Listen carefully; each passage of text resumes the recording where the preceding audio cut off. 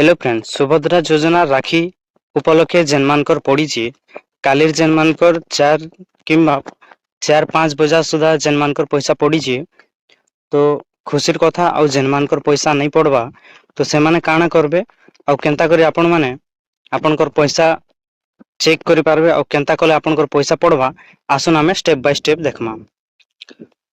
तो देखुन केंता करी आपण माने फास्ट आपनकर चेक करबे कि आपनकर पैसा अकाउंट रे पड़ीचे कि नहीं पड़वा आउ केते किस्ती पड़ीचे सेटा आपण इजीली चेक करि पारबे। बैंक के नहीं जाई करी किंबा सीएससी सेंटर नहीं जाई करी आपण माने चेक करि पारबे। तो सेति लागि आपण मान के काना करबार पड़वा, पहला आपनकर आवेदन स्थिति चेक करबार पड़वा।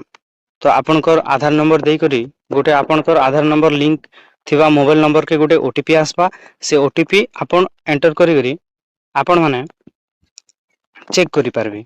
चेक कला परे काना करबे आपनकर केते किस्ती पड़ीचे केते किस्ती आउ बाकी अछि तो सेटा देखि पारबे। तो बहुत जन को एंता हेइचे कि 2 किस्ती पड़ीचे आउ ई 3 नंबर किस्तीटा नहीं पड़वा तो से माने काना करबे तांकर स्थिति चेक करबे। चेक कला परे से माने तांकोटा 3 नंबर किस्तीटा आपण इजीली देखि पारबे कि आपनकरटा नहीं पड़ीथिबा तो आपण काना करबे देखुन इथिरे गुटे घोषणा दिया हेइची जदि जेनमानकर लिस्ट अछि तो से माने काना करबे आपनकर बैंक अकाउंट जेनटा अछि से बैंक अकाउंट रे डीबीटी एनेबल कर देबे।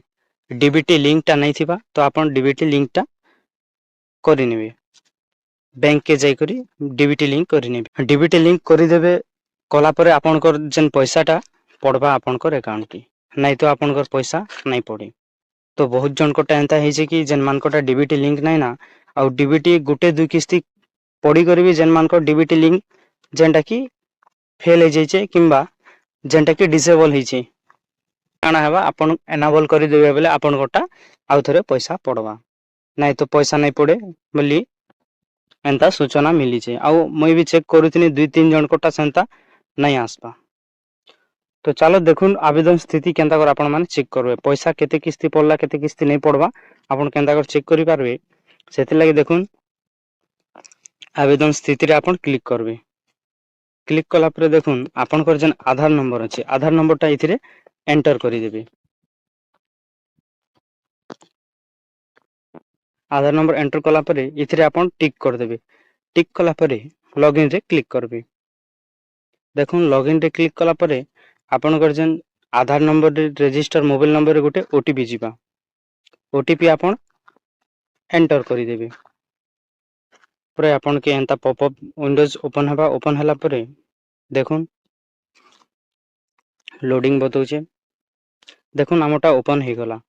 आवेदन विवरणी इना देखि पारुथिबे सब ठीक अछि। सब ठीक अछि। देखुन आपन गोटा केवाईसी कंप्लीट अछि कंप्लीटेड अछि आउ बायोमेट्रिक भी ठीक अछि अप्रूव अछि स्थिति खारज नहीं हबा एक्टिव अछि। तो देखुन पहला किस्ती आपन इटा देखि पारुथे पहला किस्ती आइछे आउ 2 नंबर किस्ती पंजाब नेशनल बैंक के आइछे आउ 3 नंबर किस्तीटा नहीं आसपा। तो केंता करबे आपन जेनटा मैं कहनी डीबीटी लिंक नहीं ना इटा तो डीबीटी लिंक इथिरे करि देले डीबीटी लिंक आपन गोटा हे गला परे ई पैसा आसपा। तो सेति लागि पैसाटा पेंडिंग अछि नहीं आसपा। तो आपन भी आपन केन अकाउंट रे पड़ला काडा हला आपन एंता करी आपन देखि पारबे। तो वीडियोटा भल लागिथिले आपन वीडियो के शेयर करुन लाइक करुन चैनल के सब्सक्राइब करुन। धन्यवाद।